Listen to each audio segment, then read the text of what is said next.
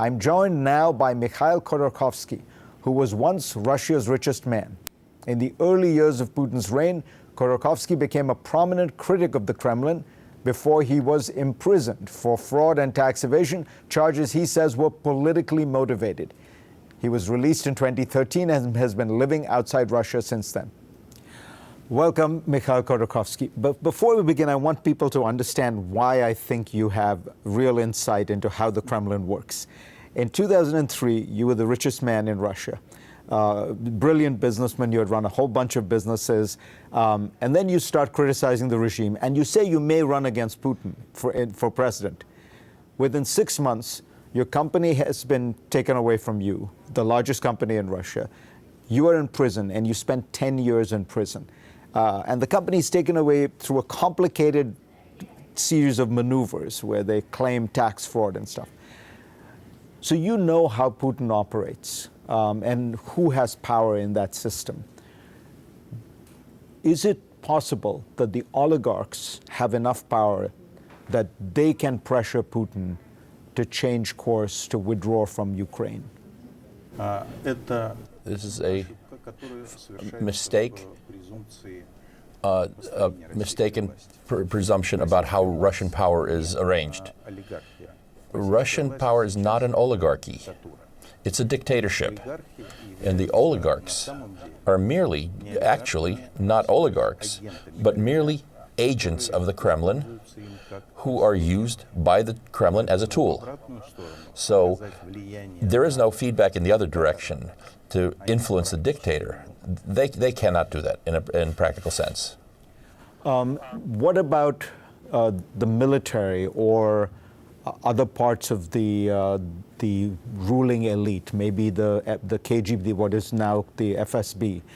Are the intelligence services or the army? Does anyone have power other than, Putin? He calls himself the vertical of power. Is there anybody outside of that vertical of power? Most likely, it's not so much a vertical of power, it's Putin power. Putin holds on to power by taking parts of the people around him and setting them off against each other. Of course, there are people that do have some influence on his mental perceptions, people such as Yuri Kovalchuk and those people who are around Yuri Kovalchuk. And of course, the military can tell Putin, and they are indeed telling him now, that we, in current conditions, cannot do the task that we've been assigned. And Putin has to take that into account.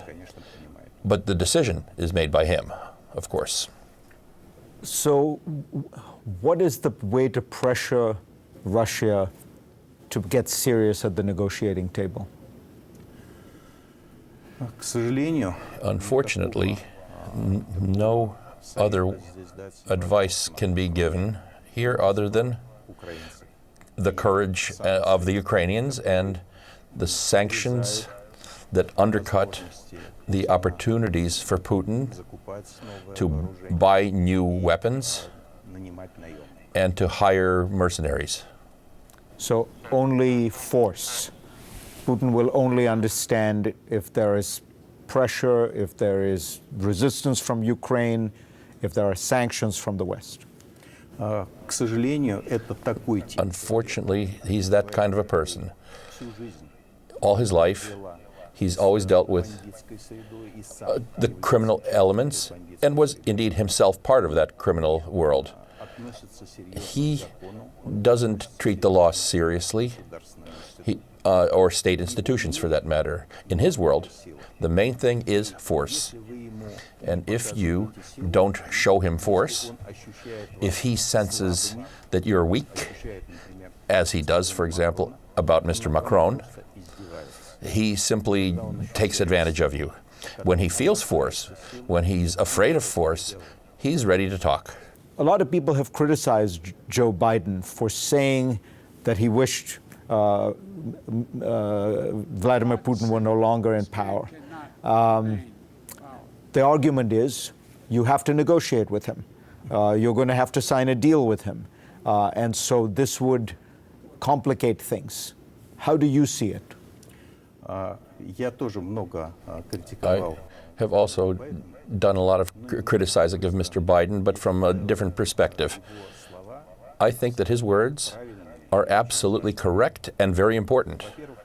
First of all, they're important because people in the world, all over the world, are waiting, are expecting an ethical assessment from the leader of the free world.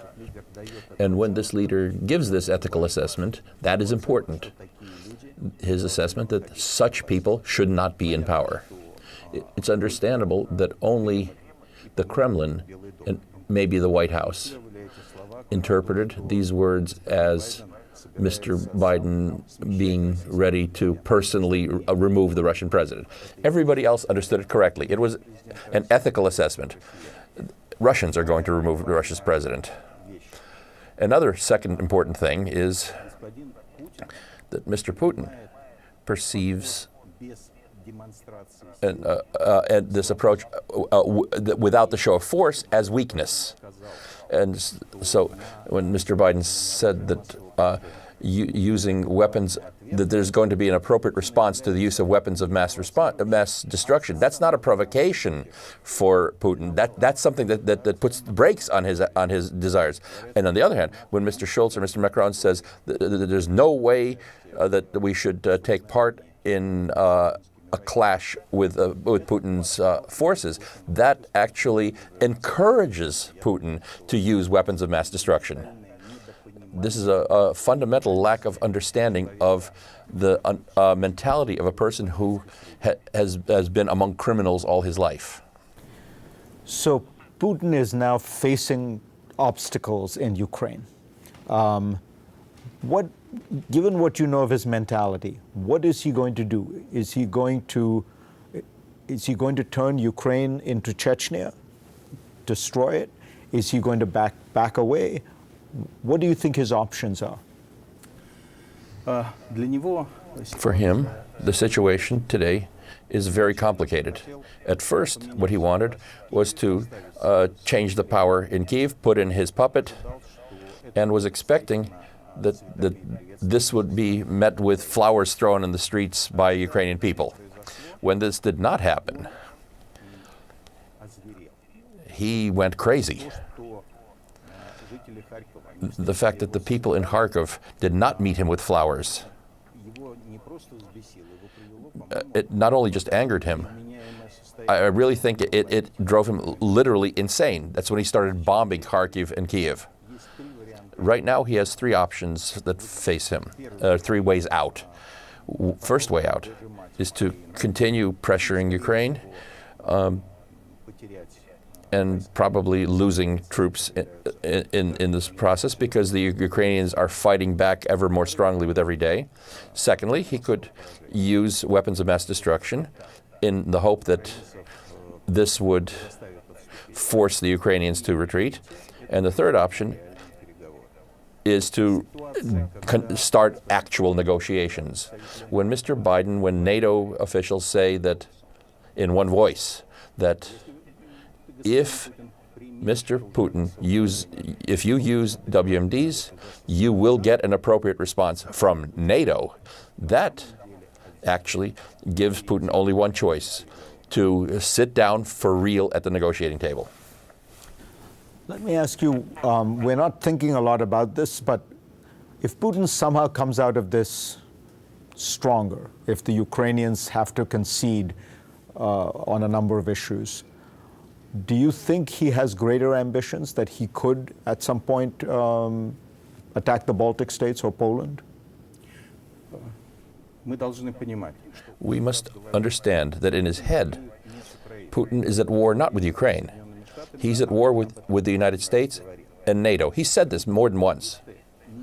His propagandists have already started to prepare Russian society for an attack on NATO countries.